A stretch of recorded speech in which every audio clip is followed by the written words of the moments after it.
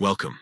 In today's guide, we're going to walk through a simple, updated way to add someone to a custom list on WhatsApp. This quick process only takes a few taps, and it's perfect for keeping your contacts organized just the way you like. Let's get started. First, open the WhatsApp app on your phone. Make sure you're on the main chat screen where all your conversations are listed.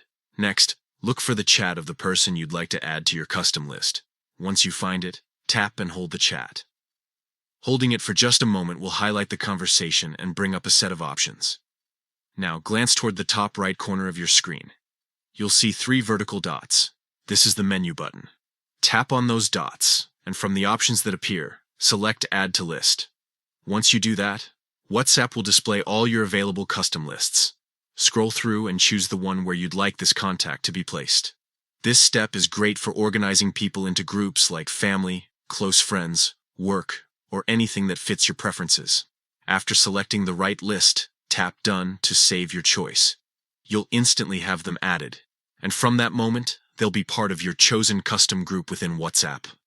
And that's it. With just these few quick actions, open WhatsApp, tap and hold the chat, pick Add to List from the 3-dot menu, select your list, and tap Done. You can keep your contact list structured and easy to manage.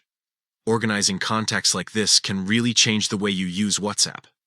Instead of scrolling endlessly to find the right person, you can simply sort them into meaningful lists and get to your conversations faster. It's one of those small features that makes a big difference in everyday messaging. So next time you want to group someone in for easier access, just follow these steps and take control of your WhatsApp experience.